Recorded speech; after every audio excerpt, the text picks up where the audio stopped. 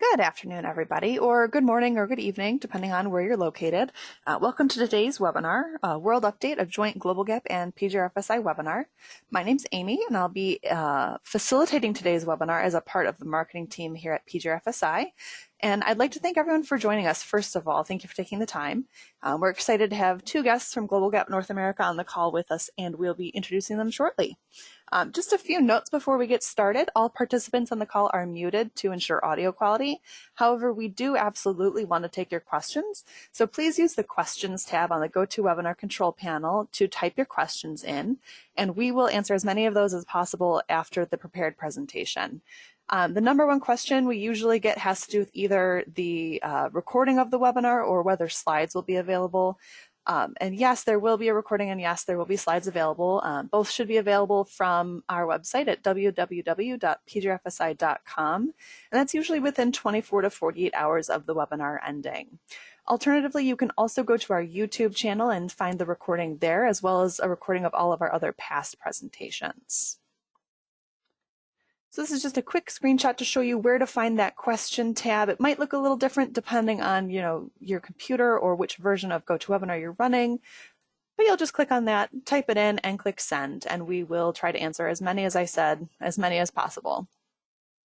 But just to get us started, we'd like to know who all is on this call, get to learn a little bit more about you all. So I've got a quick polling question for you, and that is your organization currently certified to a GFSI standard?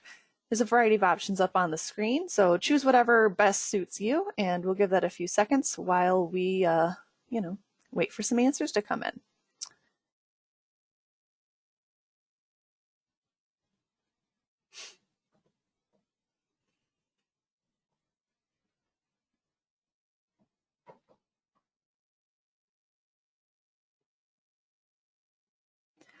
All right, we're looking at about 50% participation, so if we can just get a few more polling responses in, that would be great. And then we will move right along into introducing our first speaker.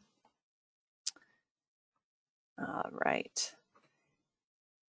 And I'm going to go ahead and close this. So thank you all who participated. And it looks like we've got a good mix of folks. Not everybody is certified, but not everybody is not certified. It's always great to see.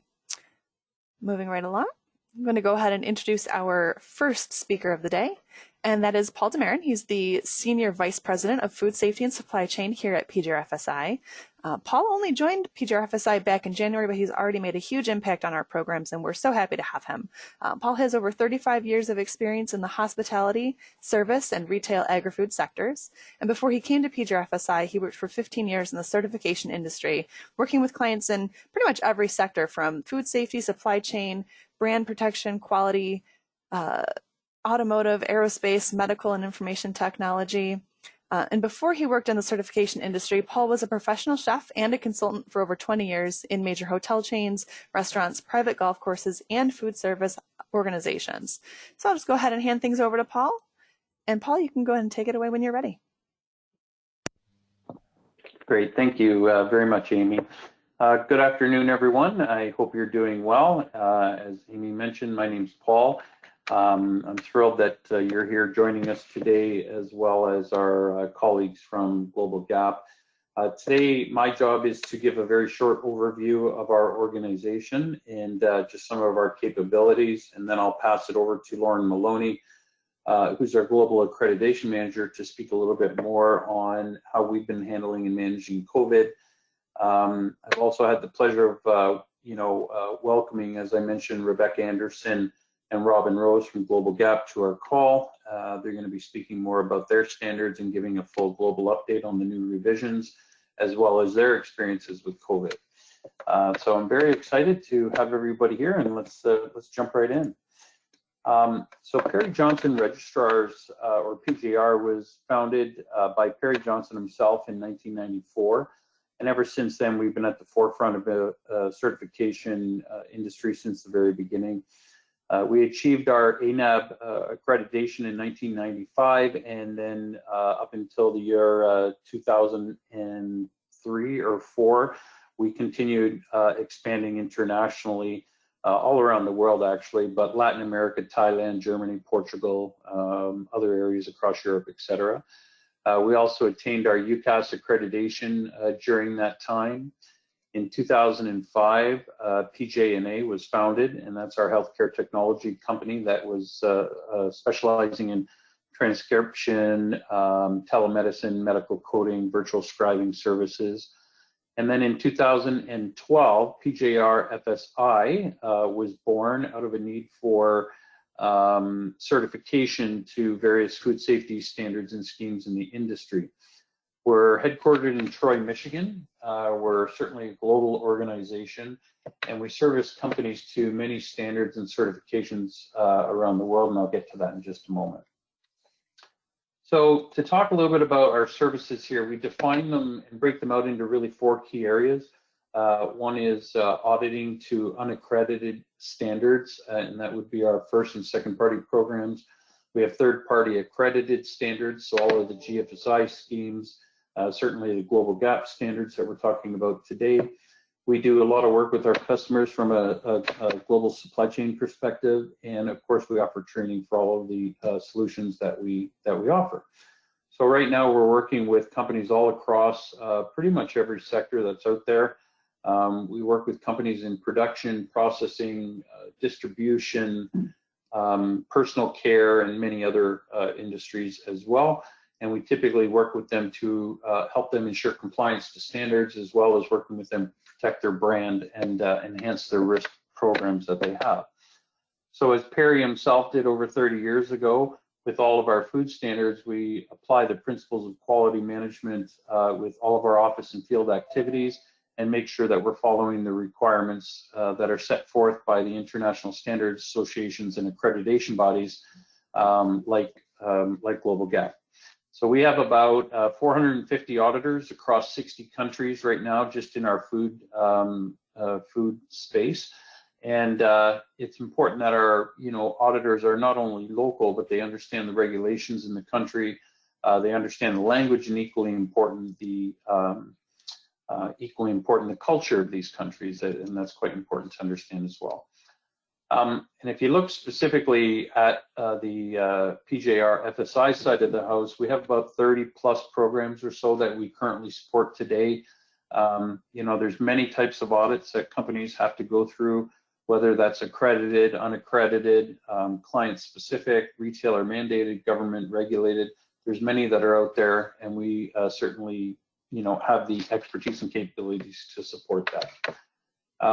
As I mentioned, we do first party audits, which would be a customer specific audit or a checklist that they want us to audit to, usually for many reasons. It could be with respect to having local assessors. It could be the fact that we have qualified and trained auditors. It could be dependent on geography or other factors, but usually it's the customer that owns that checklist.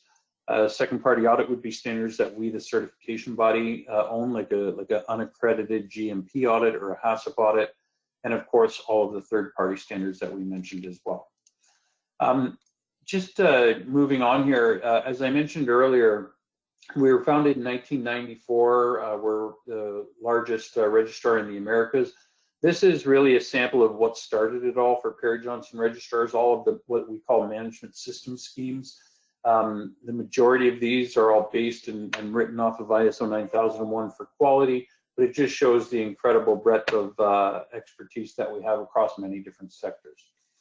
And then finally, just before I pass it off to Lauren, we have long-standing relationships with many of the accreditation bodies and scheme owners like GLOBALG.A.P. By us having these relationships and maintaining accreditation, it gives our clients confidence and assurance that one, we're operating under the rules of the accreditation bodies and scheme owners, but also two, that it helps to regulate us as a certification body to ensure we deliver high quality work. So on many cases, like we're doing today, we partner with these organizations to ensure that we bring you the most up-to-date information. And I think that is about it for me at this point. I'll look forward to answer any questions you might have, but at this point, I'll pass it over to my colleague, Lauren. All right, thank you so much, Paul. Let me just really quickly introduce Lauren. Lauren is our Food Safety and Supply Chain Accreditation Manager at PJRFSI. She's got over 10 years of experience in the field of sustainable agriculture and food production. Lauren brings her production and management knowledge to the food safety program position. She manages the SQF-BRC Global Gap, IFS, gluten-free, HACCP/GMP program requirements, and our accreditation. So it's definitely a mouthful. She is also PJRFSI's in-house trainer for GLOBAL.G.A.P, and she's an inspector for fruit and vegetable scopes. In addition to agriculture and food production, she holds her MS in conservation biology, and her diverse background and knowledge base are a huge benefit to our food safety program. So Lauren, I'm going to go ahead and hand it over to you, and you can go ahead and take it away when you're ready.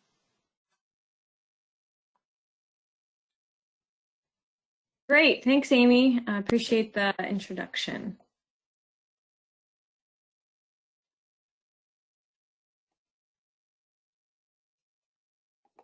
And I'm just trying to change the slide. Oh, there we go, great. So today I'd like to talk a little bit about where we are and what we see for the future with auditing. So, one thing is for certain is that COVID-19 has changed so many aspects of our lives, both in the short term and probably, into the future. So many people think that COVID-19 has accelerated the digital transformation of the supply chain. Is that something that we agree with? Personally, I believe that statement to be extremely true. There are many types of risks to a company's organization from a business continuity perspective, but it is the pandemic that has hit everyone globally. So COVID-19 has necessitated certification bodies, including PJRFSI, to accelerate the use of digital and remote auditing techniques, and the use of virtual technology has transformed the way we do business today. We are living in a digital transformation. And the COVID-19 has absolutely accelerated that digital transformation of the supply chain. However, because we are a CB that has been conducting virtual assessments for many years with our clients and multiple management schemes, we were able to quickly pivot and address the needs of our clients and their business, as well as the challenge that we were all facing together. So to date, we have conducted well over 1,000 virtual assessments, inspections for our clients, but the virus has presented countless new challenges in our industry and our clients that we have not faced before.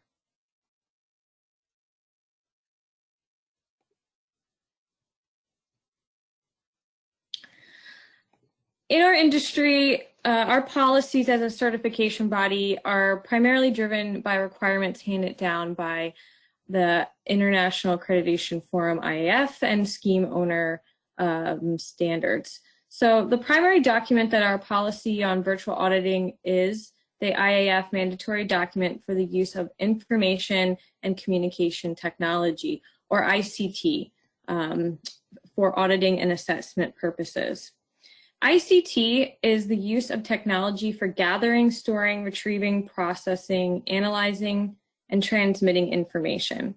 It includes software and hardware such as smartphones, handheld devices, laptop computers, desktop computers, drones, video cameras, wearable technology, artificial intelligence, and others. And the use of ICT may be appropriate for auditing and assessment, both within an on-site audit and a remote or virtual audit.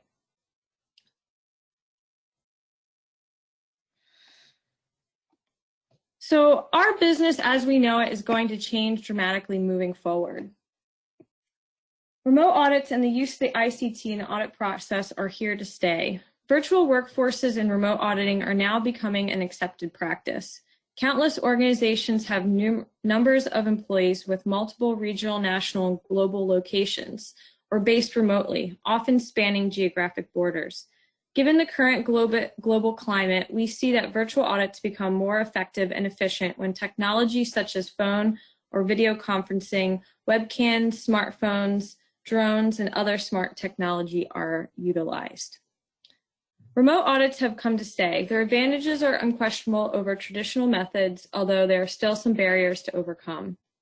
The policy and procedures put in place by the certification program owners, such as GLOBAL.G.A.P, and PJRFSI are permanent uses of remote audits and not just during COVID. Some of the benefits obviously can be efficient use of time for both the auditor and the auditee, relief of travel concerns, and cost savings. PJRFSI as a certification body fully supports all both on-site and remote auditing and sees that this blend of an audit type into the future.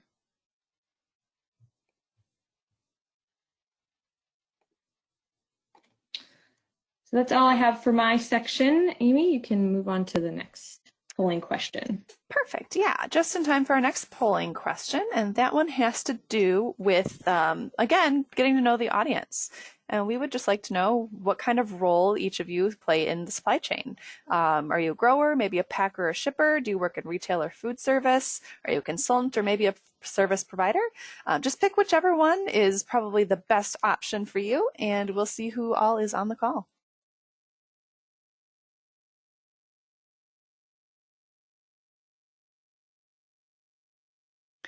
All right, thanks for keeping those answers rolling in. It looks like we've got a great 70% participation so far. So I'm going to go ahead and close that poll so we can move along. And it looks like the majority of you on the call today are consultants, which is, you know, to be expected. Y'all want to stay informed so you can help clients. And that's great to see. All right. And moving right along, I'm going to introduce not just our speakers, but in general, GLOBAL.G.A.P. I'm sure everyone here has at least heard of GLOBAL.G.A.P. before, but GLOBAL.G.A.P. is a farm assurance program which translates consumer requirements into good agricultural practice.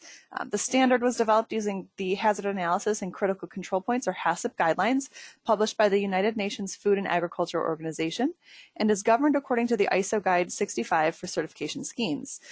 GLOBAL.G.A.P.'s crucial objective is safe, sustainable agriculture worldwide. They set voluntary standards for the certification of agricultural products around the globe. Now, here to talk to us some more about GLOBAL.G.A.P. and what's going on with GLOBAL.G.A.P. in the time of COVID is first Rebecca Anderson. Rebecca is GLOBAL.G.A.P.'s technical expert, liaison, and trainer for the North American marketplace. Rebecca joined GLOBAL.G.A.P. North America in October of 2016, working in standard development, managing the National Technical Working Group, and supporting producers, certification bodies, and farm assurers.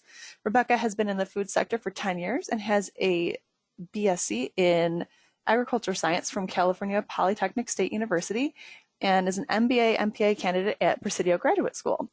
Robin Rose, our other guest today, has been working to support producers and processors for over 20 years and is currently the key account manager for GLOBAL.G.A.P. North America.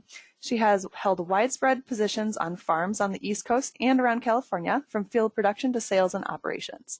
In 2019, she joined the team at GLOBAL.G.A.P. North America, and her role at GLOBAL.G.A.P. is to support the growth and development of certification across North America to meet the needs of producers and buyers alike. So I'll hand things over first to Robin, and Robin, you can take us away whenever you're ready.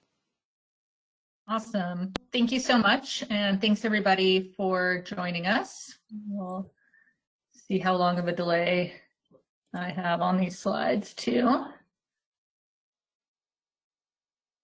Moving along. Let's see. All right.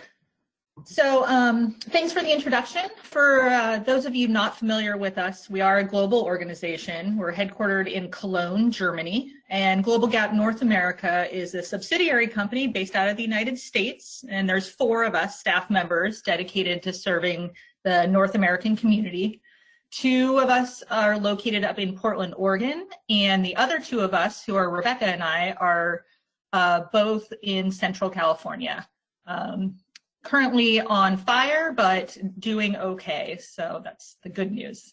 GLOBAL.G.A.P. is an independent certification system, and it includes production practice standards and sets of rules for audits and certification programs. So looking at our current situation, over 6 months into this pandemic, one piece of good news is that it continues to be the case that there's no evidence to date that COVID-19 is spread through food. So there's been relatively few news outlets reporting about COVID on food packaging or food surfaces. However, it's not clear whether the virus detected was viable or infectious, and this is still considered not a likely route of infection. So although coronavirus can live on certain surfaces, it cannot grow or multiply in food. It needs a host, either animal or human, for that to happen. So most importantly, coronaviruses spread primarily people to people via droplets spread by sneeze or cough. And so therefore, if we reflect on the intent of food safety risk assessments, perhaps COVID-19 could be listed as a food safety hazard, but very unlikely a food safety risk, as there have been no cases of illness related to the consumption of food. This is why we are concerned from a worker health and safety perspective, keeping employees safe and operations running. Oops.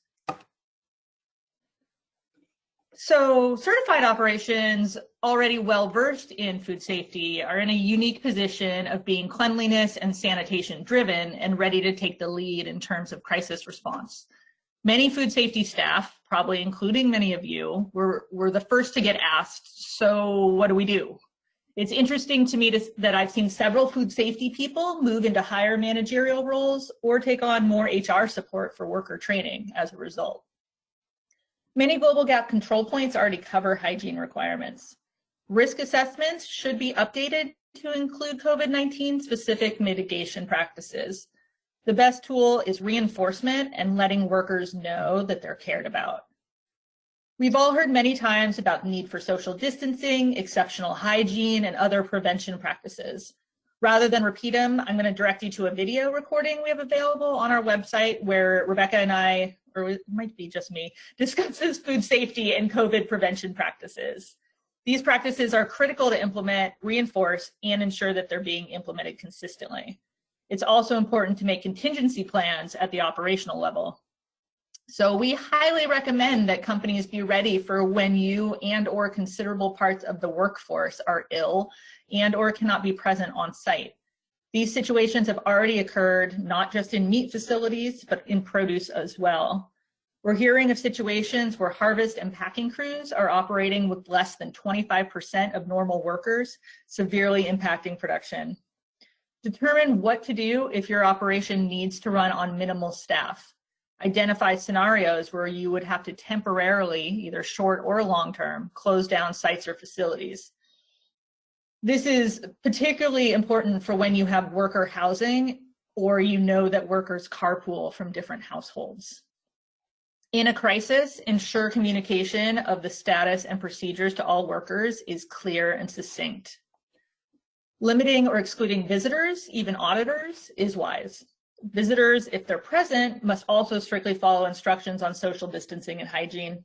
Rules for visitors could include requirements that they complete health questionnaires, ride in separate vehicles, refrain from shaking hands, touching objects, or other safety precautions. Instead of allowing on-site visitors, many operations are prioritizing virtual communication methods over in-person meetings. Some are enforcing staff and visitor temperature checks and compulsory use of protective masks and gloves. So what are we doing about audits and certificates when on-site auditor visits are either problematic or impossible? The first option available is to provide immediate audit relief to producers and certification bodies in areas with travel restrictions or health concerns, is to allow extensions of certificates, corrective action periods, and audits. These extensions have been reviewed and found acceptable by GFSI, and any certificates using one of the extensions below will still be considered GFSI benchmarked. These GFSI approved procedures are aligned with what other GFSI benchmark certification programs are also allowing. For an existing certificate set to expire before an on-site audit can be conducted safely, GLOBAL.G.A.P can offer a 6-month extension of that certificate. And these extensions aren't automatic. Certified producers must request them of the certification body.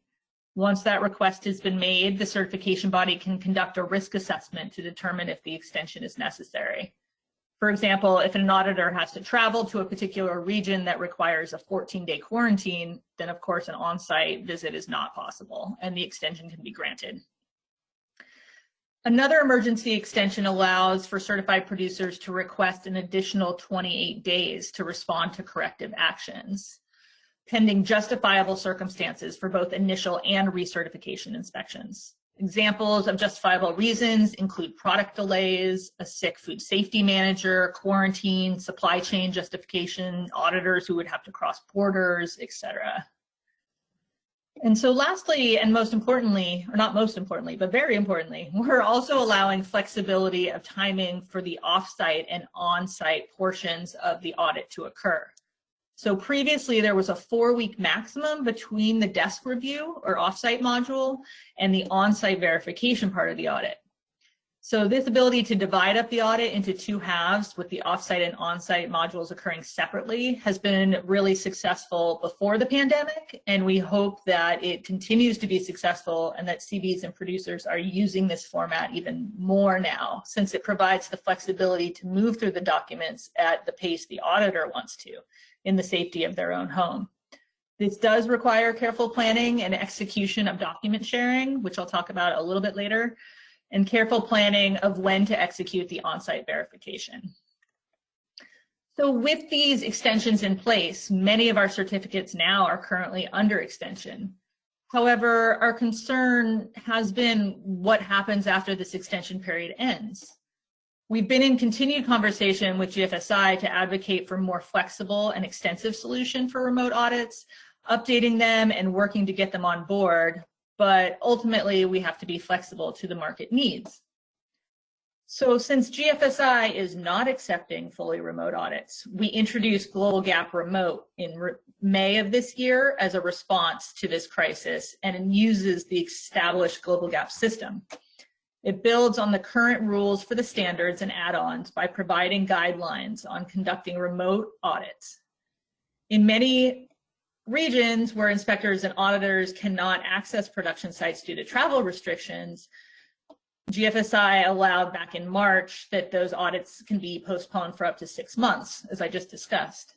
But as a result, demands for audits are beginning to grow to such an extent that there's a shortage of available auditors. In addition, there's no solution at the time for those certificates for which the 6-month extension has already expired or is about to expire. So we published the first draft of these remote audit guidelines at the end of April, and we had an expedited consultation period for stakeholder feedback that closed on May 5th. We got feedback from 46 organizations and individuals from over 20 countries, and we made some revisions and published the final version in May of 2020. And while we did our best in that time to respond to all the feedback and cover all the contingencies, we definitely see this as a work in progress and expect that changes and updates may be made as we receive further feedback. So what exactly is it, right? It is a set of rules that allows for initial certification, recertification, certificate scope extension, and transfer, etc., based on fully remote inspections. So it's a set of rules around how certification bodies use technology to conduct audits virtually when there are travel restrictions or health risks present that preclude on-site visits. It uses the current control points and compliance criteria in our standards for the virtual audits. It's to be implemented for those control points in the same way as an on-site audit and will continue to be an option until further notice. So as I mentioned, GFSI is not allowing certification based on fully remote audits at this time. Therefore, any certificates issued via fully remote audits, while accredited, are not GFSI benchmarked. If GFSI benchmark certificates are essential to a buyer, even during this extraordinary time of global pandemic, GLOBAL.Ga.P Remote will not be an option. The certificates issued as a result of these fully remote audits will have the word remote featured on the certificate to allow for differentiation in the market. So for new certifications, those extension options that I mentioned at first are not relevant for producers seeking certification for the first time. However, even in these extraordinary times, the needs for the market for the flow of trade doesn't stop. Buyers continue to need assurance about new suppliers, and producers continue to need to be able to sell their products. So in order to allow for new producers to get certified, we included new certifications in our GLOBAL.Ga.P Remote Audit Program. Producers seeking certification for the first time receive a remote certificate from their certification body. However, that certificate is not considered accredited until the first on-site follow-up audit has been successfully completed. We don't anticipate that this would cause any issues, but producers seeking remote audits for new certificates should be sure to discuss with their buyers to make sure it's acceptable. So to summarize these options, we are trying to offer a solution for everyone at every step of the process to facilitate the flow of trade while ensuring food safety and protection of human health. All of these options are backed by the GLOBAL.Ga.P top-notch verification system and integrity program. To accommodate the needs of the market, we're offering solutions that are both GFSI and non-GFSI approved to ensure everybody's health is protected with minimal disruption.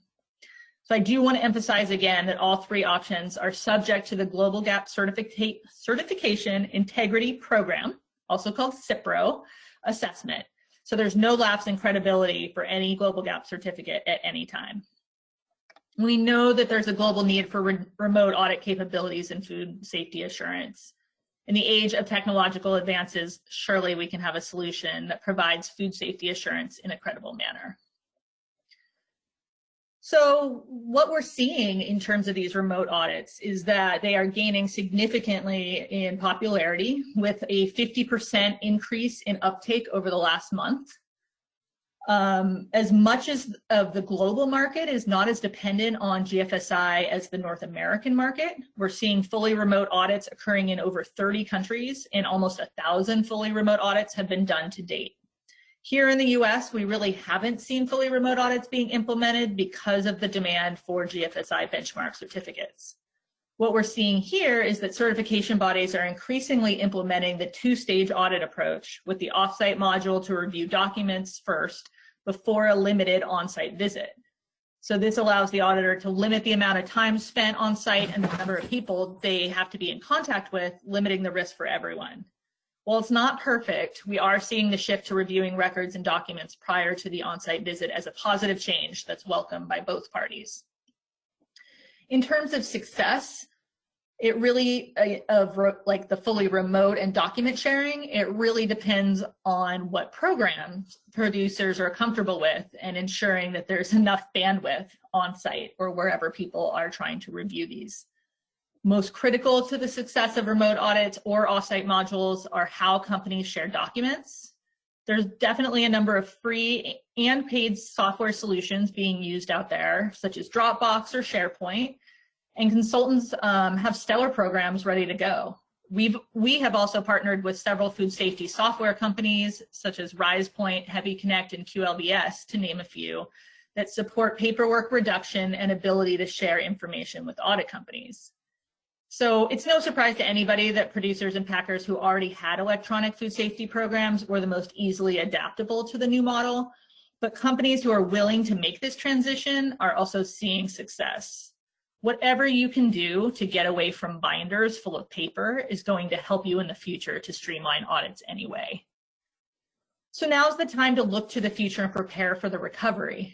It must all continue to focus on innovation and move forward in matters of quality, traceability, and sustainability.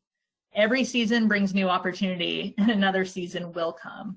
We've got to make use of the skills we've learned over a long period of time, and this applies to everybody in the supply chain.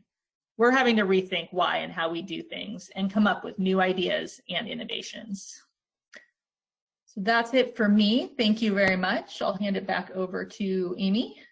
All right, perfect. Thanks so much, Robin. We do have another polling question coming at you guys now, and this time we wanted to ask about your feelings regarding remote auditing. So just choose whatever answer suits you best. Doesn't have to be perfect. We just tried to get a range of opinions. And in the meantime, I just wanted to remind everybody, please go ahead and if you have any questions or you want any further explanations or clarification, we will take as many questions as we have time for at the end of the presentation. You can go ahead and type those right into the questions tab of the GoToWebinar control panel. And like I said, we will, do our best to answer what we can there. All right, let's get some more participation in that poll so we can roll right along to Rebecca's part of the prepared slides. And then we'll have that Q&A, as I mentioned, after those slides are done. And then another reminder, since we get a lot of questions about it, there will be a recording made available of today's presentation, as well as the slide deck used. So if you had missed part of it, or you wanted to share the presentation with someone else, that will be available to everyone attending.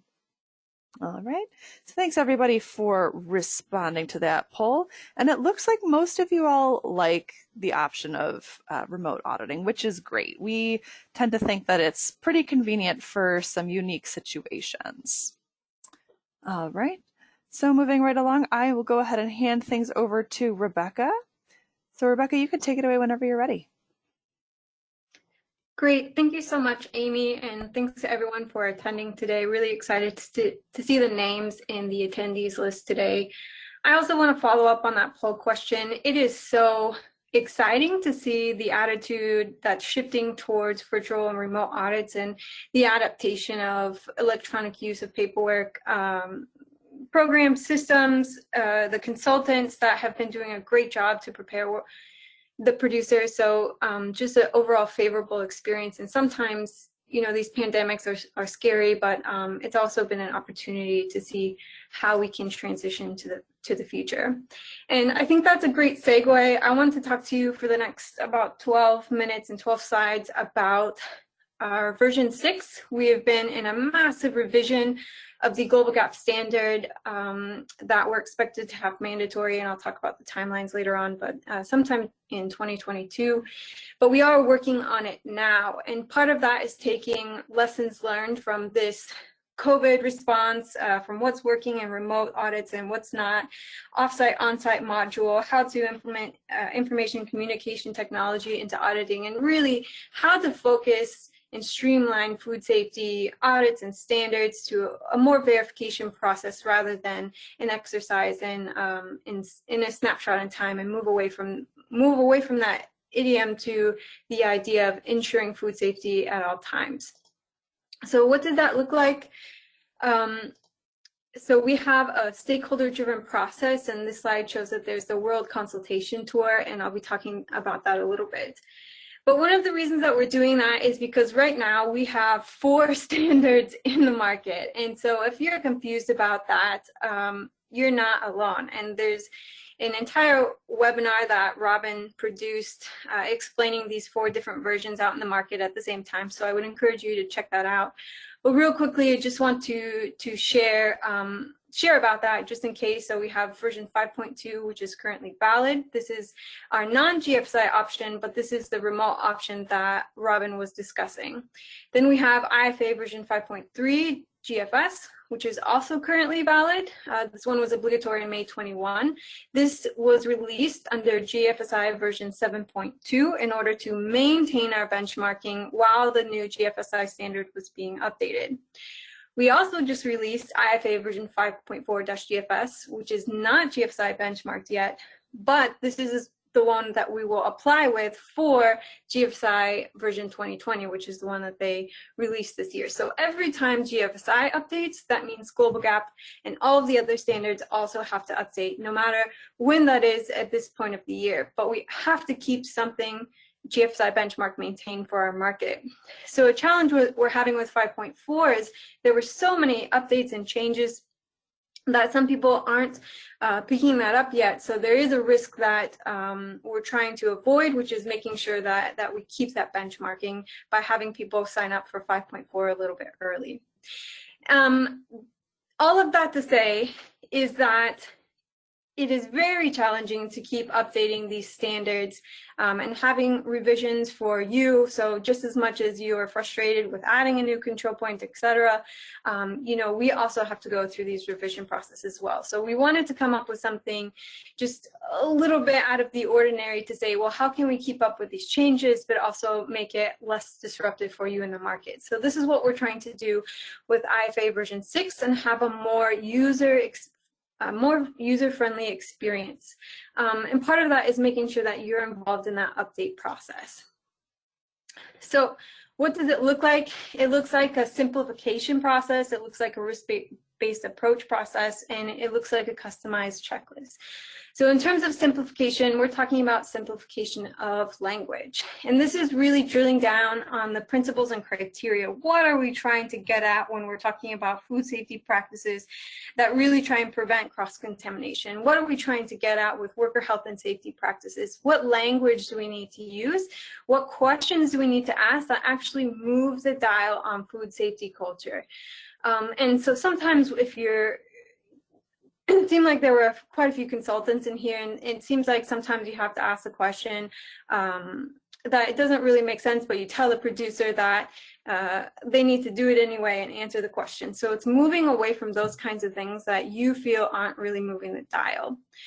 I'll talk about structure in the next 2 slides, and then importantly, no duplication for users. So currently we have this modular approach, all farm crop-based fruits and vegetables, and sometimes you might get repeated questions. So what are the things in those questions that we need to be asking, and only asking at one time and making sure it's the right question. Then moving on to a risk-based approach.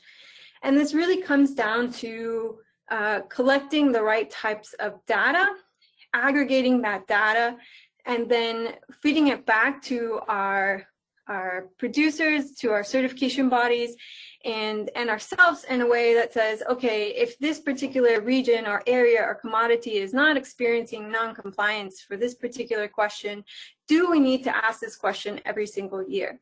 And can we modify the frequency and duration, or the amount of times or the amount of questions we have for those particular producers who are performing well? So looking at how people are performing and really determining if we need to have these annual audits.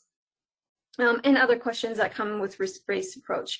It could be also like water testing, risk assessments. If there's an entire basin where hundreds of producers are using the same water source, why are they each individually having water tests every single year, multiple times per year? And we understand the risks associated with water and understanding your water system, but let's figure out a way that we're not repeating the process across producers, and figuring out a way for people to utilize the standard to work together. And then customized checklists. I think this is one of the ways that the standard will actually look different.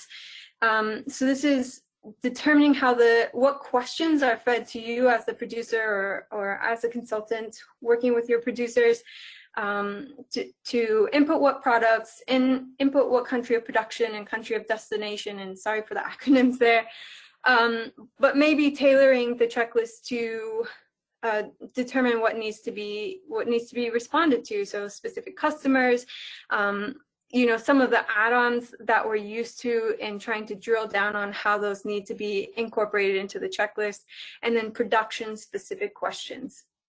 So this could be like, you know, the questions about GMOs. If you're not using GMOs, do we need to answer those questions and write NA several times when it's not really applicable in the first place? So just to give you an idea of what the proposed structure looks like, and if you've been through the World Consultation Tour, you'll see that this is an updated slide really, and it's focusing on categorical issues related to a farming business. Rather than that all farms based, etc. So we're talking about legal management, traceability, food safety management systems, incident management, things like that. We're looking at the production processes from farm all the way through packing or handling. And then animal welfare, for example. So, you know, we have the livestock standard, and if you're going through the all farm base, there's questions that talk about veterinary practices, and it doesn't make sense to have that question if you're a romaine grower, for example. So ensuring that producers get a customized checklist to what they're actually producing, and then of course worker well-being. So underneath production practices, this is where we're talking about the the food safety as well as environmental sustainability.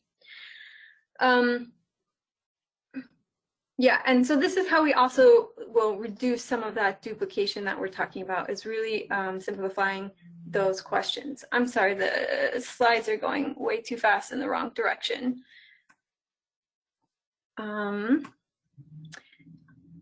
So in terms of most of you here I would imagine, or I'm just making an assumption in the dark, but you're mostly related to fruits and vegetables, so you're more familiar with these questions.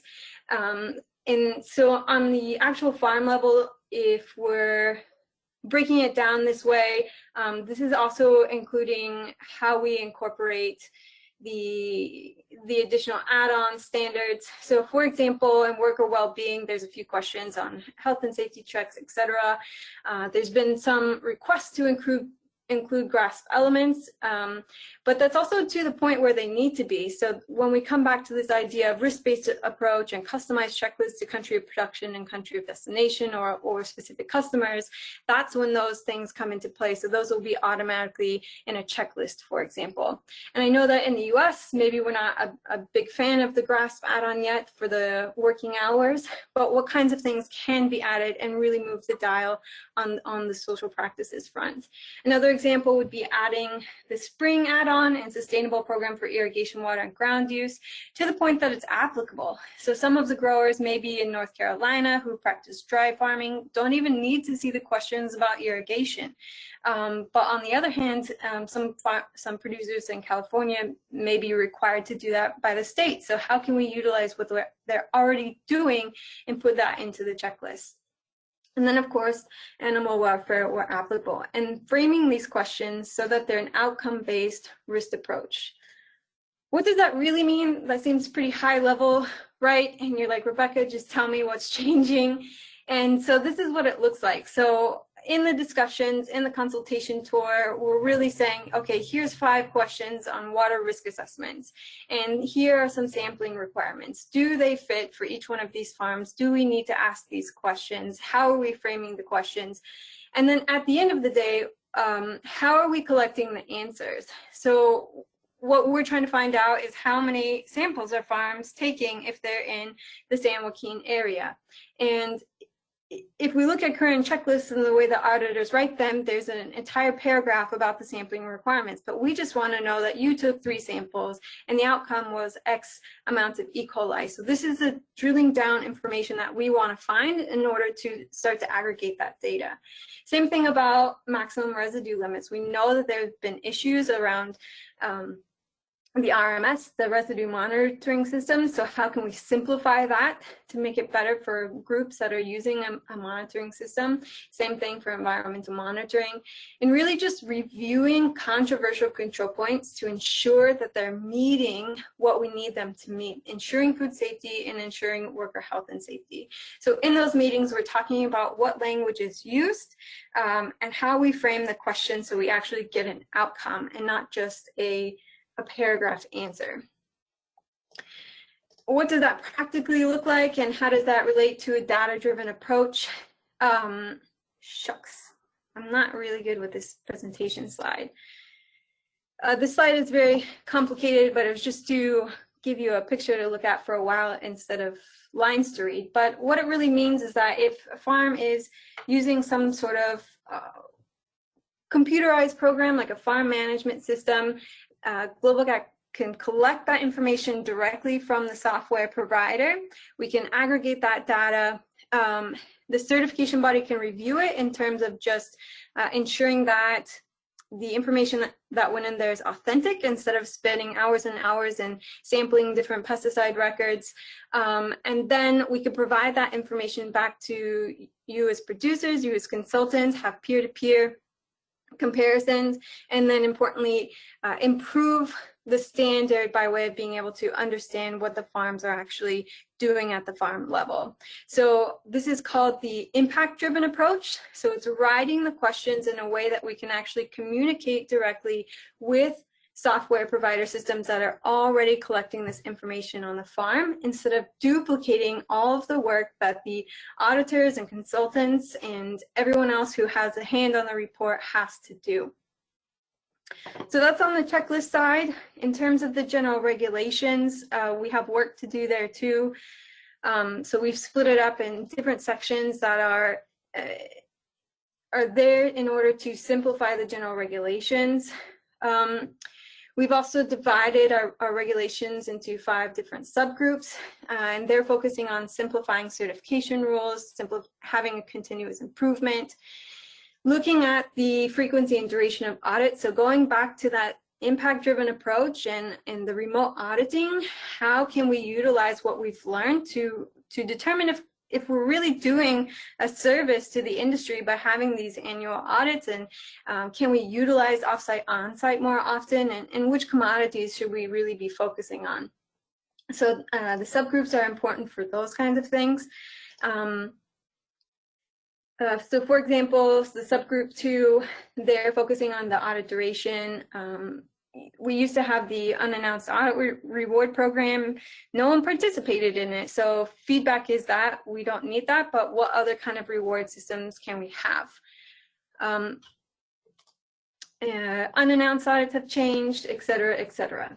I feel like I'm rushing a little bit, but I want to get to the important part here, and that's the timeline. So this is what we're looking at for this World Consultation Tour and these revisions. We've already gone through one draft being published, as well as the first public consultation in November, or around November. We're expecting our second draft for public consultation. So between November and January, that's when you'll also be able to input your concerns, your questions, your wanted updates into the public view.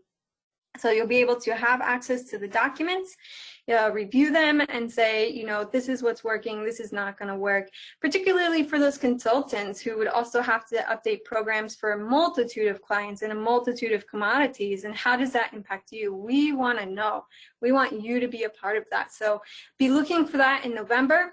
And then once we get the feedback, we'll have hopefully an interim final around April, and we'll have that published and available as an interim document or a working document by September of next year. But that means as an interim document that there will be a year for implementation. So we'll publish a final in January of 2022 and then have it obligatory September 2022.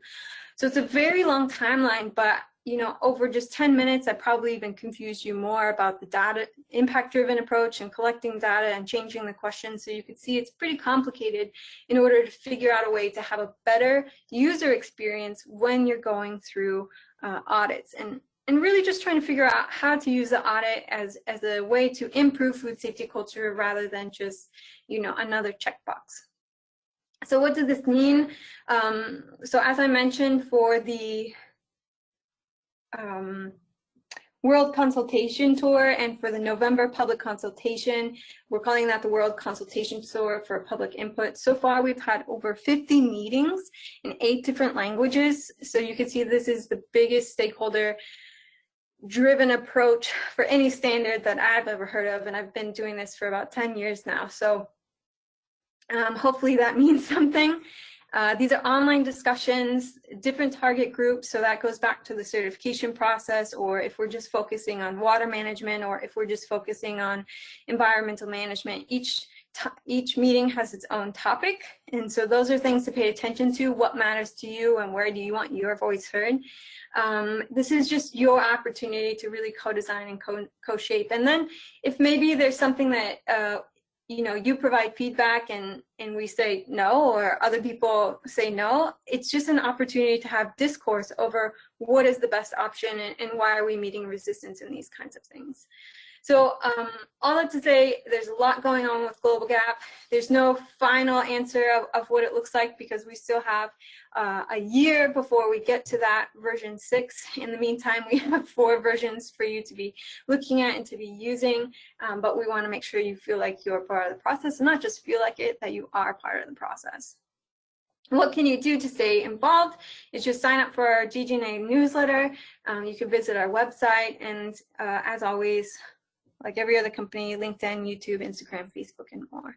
So hopefully I didn't talk too fast to scare you off.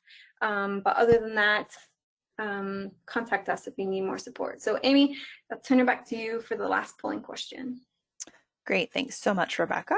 And let's go ahead and share that question. And that has to do with touching back on, as Rebecca was saying, some people get frustrated with all the food safety standard changes and such. So whatever suits you best response-wise, if you don't see one that matches up with your feelings, feel free to not answer. But just to get an idea, your responses are anonymous. No one will see how you voted. But anyway, we're about to get into our Q&A, so please go ahead and get those questions in. We would love to answer any questions or expand on any points of confusion. If you had any questions regarding, say, the timeline that Rebecca shared, or any of the procedures regarding remote auditing, including, technology, what kind of platforms are used, anything like that, we're happy to respond to. So let's get some more action in on that poll. And Paul, did you want to speak on the next slide that we'll show in a minute about the upcoming webinar schedule? Sure, Amy. Yep, no worries. Thank you very much, Robin and Rebecca. I'm looking forward to the questions that are about to hit you, so that'll be great. So just speaking about the webinars that we have coming up, again, they're all complimentary. We have some absolutely stellar webinars coming your way. First one will be on September 17th. It's with Tina Sharkey, who is the founder of the retail company Brandless, and Nishat Sufi, who worked for companies like Target, and she's the current president of JIT Experts Hive. So we're actually going to be talking to them about product safety and integrity, and really kind of looking at it from an investor perspective, as well as brand protection. So that'll be a great one that we're looking forward to. On the 24th, we welcome back Dr. William Lee. He's a world-renowned scientist, medical doctor. He's been on everything from, CNN to many other major networks. He's a #1 best-selling author. And he's going to be coming back for the second time to speak to us directly. He's actually one of the doctors and scientists who's working on the cure for COVID, and he's going to be giving us a full update on that. So the last one we held with him, we had about 3,000 companies that registered, so I'd strongly recommend you look at that one. And then again, we have another amazing volume 2, actually, of the Product Safety and Integrity Roundtable. Peter Begg, who's Vice President for Glambia, Nishat, as well as Rita and Eric, who are the founders of the company So Good, So You. You can find those in probably 4,000 different retail grocery stores around the US and Canada. They have a great product there as well. So very much looking forward to it. We're fully packed right until the end of December with our webinars. And again, thank you to Robin and Rebecca today. Awesome. Thank you so much, Paul. We're going to go ahead and jump into Q&A, and I'm going to go ahead and just take it back to the slide that had Robin and Rebecca's contact info, just in case anyone wanted to write that down before you have to download the slides later. But it looks like we've got a question coming in here from John. And John, I think this would be a question for Paul and Lauren. What kinds of platforms are available for the remote audits? I mean, like personally, for instance, I know I've heard some people talking about, Teams versus Zoom versus Skype. What's really the go and don't go options for the remote audits? Yeah, thanks, Amy. I can take that.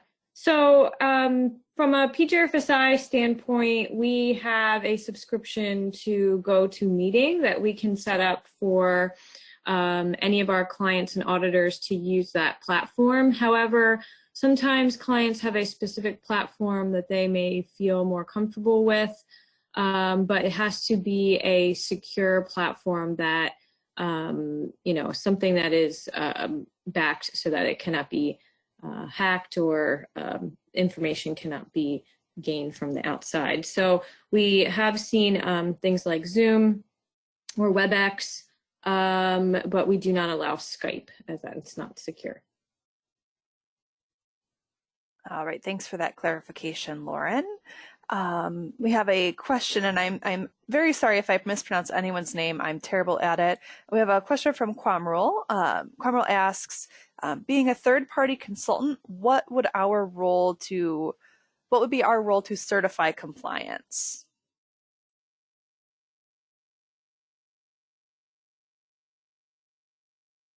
I can take that.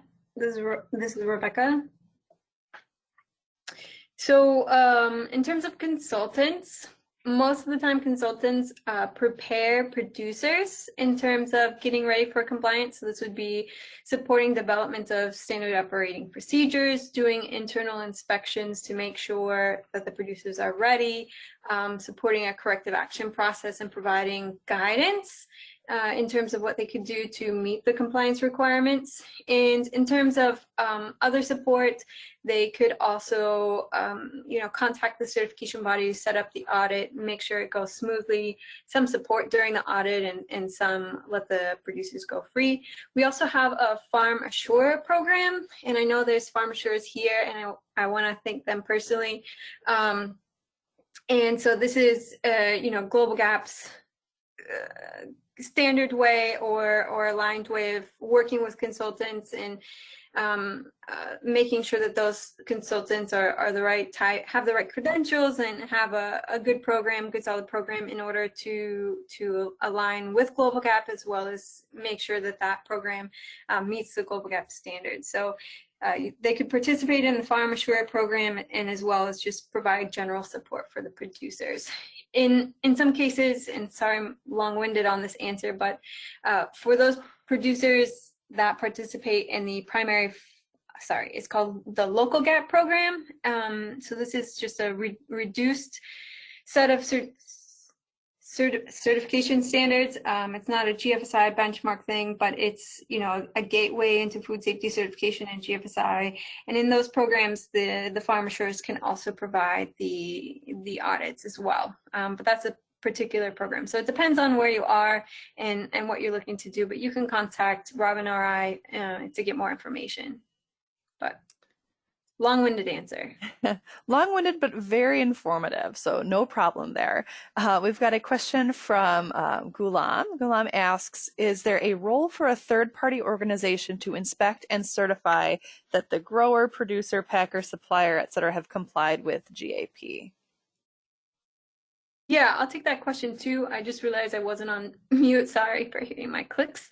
Yeah, so this would be the certification body role, right? So like PJR would be an accredited certification body that signs up with GLOBAL.Ga.P in order to provide the certification services. It's a complicated process, so if you're even remotely interested, I would say start now.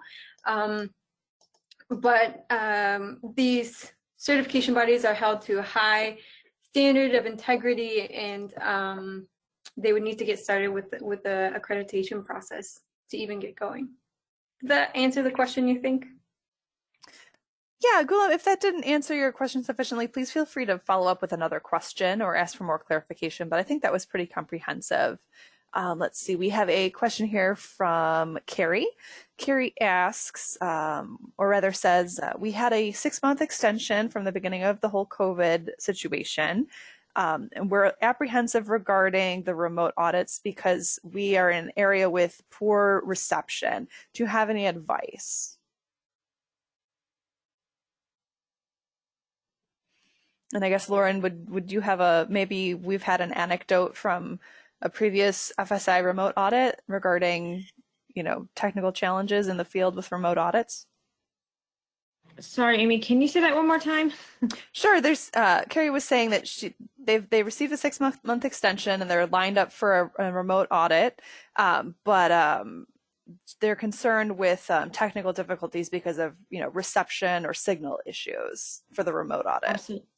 Absolutely, great. So one of the things that we do is test the system prior to the audit to make sure that the connection is there with the with the client and that it can work. So things like, are you able to share screens to see the documentation? Are you able to download the app to your phone or a tablet and take it out into the field or the facility to see harvest, production, packing, etc. So that's definitely something that we can address. We also train all of our auditors on using the system so they can help troubleshoot. And if something happens where connection cannot be established or a full audit cannot be completed, then we would turn it into an on-site audit or close out the remote portion and then recommend the rest of the audit be finished on-site.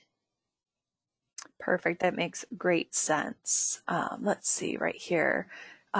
Right. Regarding the changes coming to GLOBAL.G.A.P, and obviously this one would be for Robin and Rebecca, is there any training coming up that people might look into or other resources for guidance on the new updates?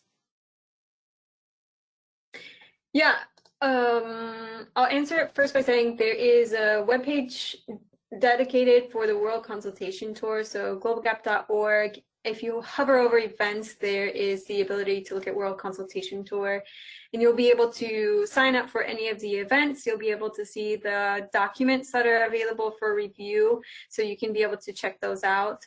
There won't be any trainings for version 6 until the interim version comes out, so that would be September of 2000, next year, 2021. Where are we in time? But then, you know, expect that there will be training for that for public and for certification bodies. And those will be, you know, depending on what 2021 looks like, those might be online trainings as well. Those have been really successful. So continue to look at that webpage specific to World Consultation Tour and check out those events.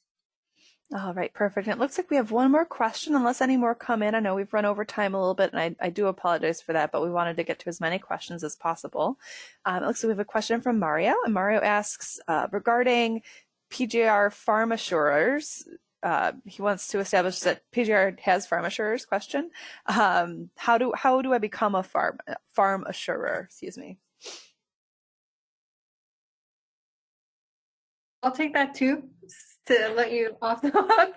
So the farm assurers aren't generally connected to any one specific certification body. There's some farm assurers on this webinar that might have preferences for one or the other, but generally the farm assurer is a consultant that, you know, works on their own and determines the best certification body to work with, PJR being one of the good ones.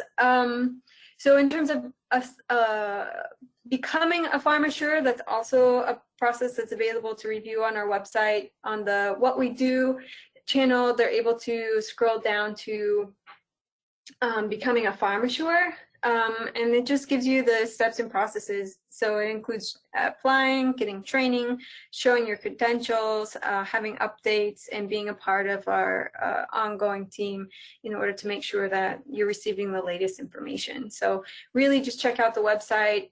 It's right there, explicit for you how to sign up to do that. All right, perfect. Thanks for that clarification, Rebecca. It looks like that was the last question to come in. So if anyone has any other questions, maybe that they didn't want to address in a public forum, such as the webinar, please feel free to direct those towards Rebecca or Robin. Their contact info is on the screen, or you can send any questions to PJRFSI. There's a contact us page on our website with all the numbers and email addresses you could ever wish for to get a hold of us and get some answers. So if there's any other closing words from any of our speakers, I'd love to hear from Paul, Lauren, any parting thoughts? I just want to say thank you, everyone, for attending. And again, thank you, Lauren, Robin, and Rebecca. I really appreciate your time. And of course, you, Amy. Thanks, Paul. Thank you guys all so much. It was great to be here with you. Yeah, likewise. Thank you again. Thanks to everyone for coming up, showing up. All right, perfect. Yeah, like everyone said, thank you all so much for taking the time to join the webinar today. The recording and the slides should be up on the PJRFSI's website within the next day or so. And I hope to see you all on the next webinar, which you can find the list again on our website. So, you know, stay safe, stay healthy out there, and we'll see you next time.